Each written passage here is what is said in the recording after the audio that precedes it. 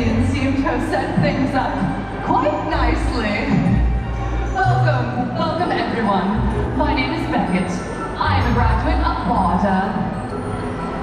That would be the esteemed Wizarding Academy of Dramatic Arts. Not quite sure where everyone's lost. Oh, that's what you I found a performance now.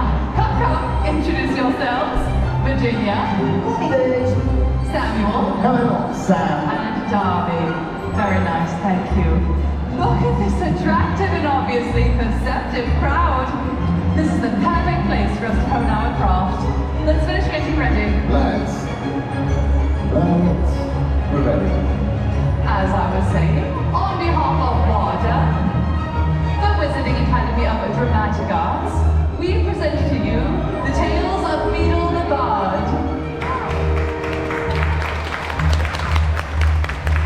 We are a group of classically trained performers and puppeteers constantly looking to perfect our artistry. We certainly don't do it for the money. Absolutely not. We do not accept payment. This is about art.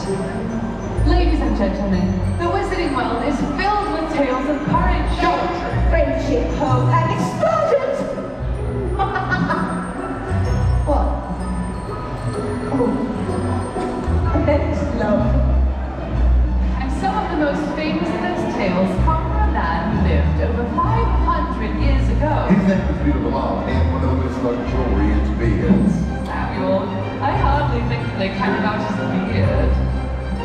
His luxuriant beard should be sort of a Range Road, Greek dance vault stacked with galleons. There was not a child raised in the Wizarding world today who doesn't know about the tales of Beedle the Bard. What about the warlocks? Here we The are. Wizard and the Hopping Hop. Rabbity, And rabbity. her cackling stomach. Are you both quite finished? I would like to continue before my patience runs out. Oh, would you look at that, Verge? What's that, Sam? It's Beckett's patience. Running out. Sorry. Let's do what we came here to do. What's that?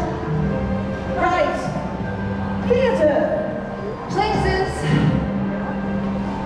Well, Oh, story, I'll be telling. Got it?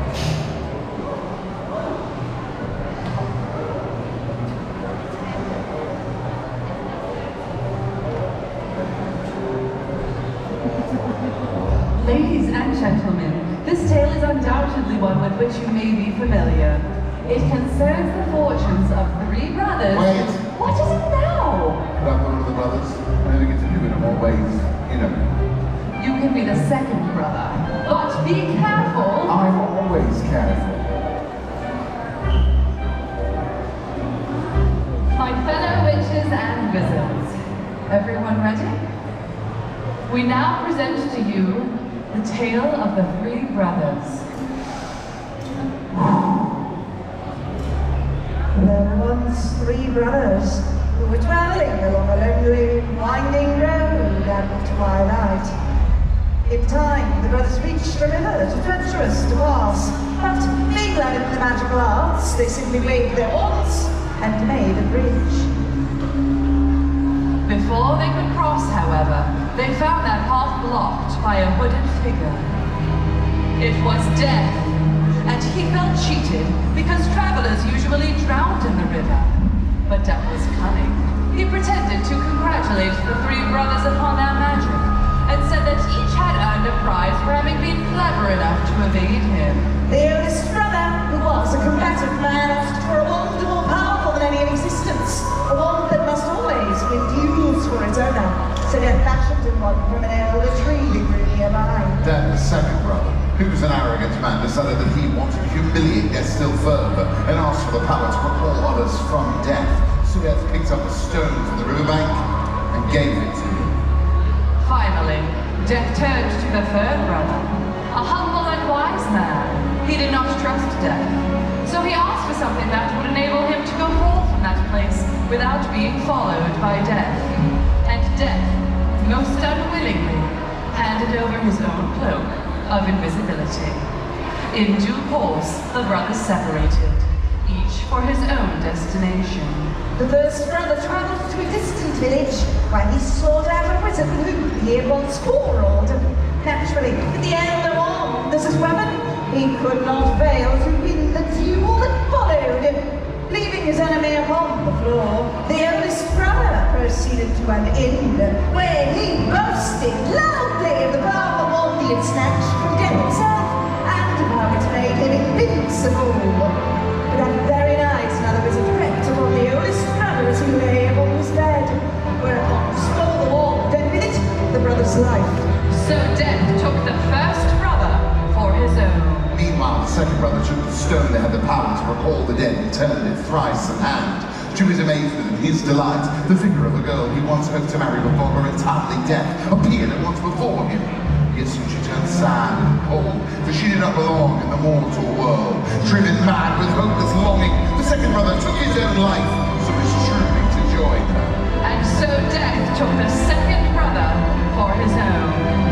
As for the third brother, Death searched for many years, but he was never able to find him.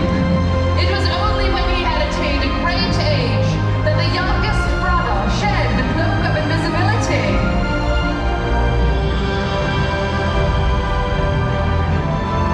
And gave it to his son.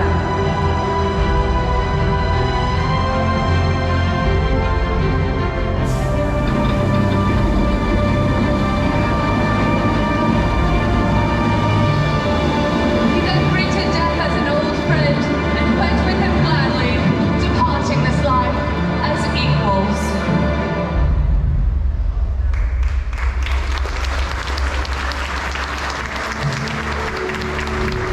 Ladies and gentlemen, the Wizarding World is filled with tales of courage, Gallantry. friendship, hope.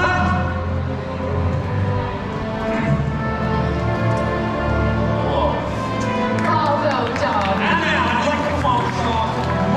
That was wonderful, Tommy, but perhaps you should reserve your theatrical stylings for our next show. We must be off. Until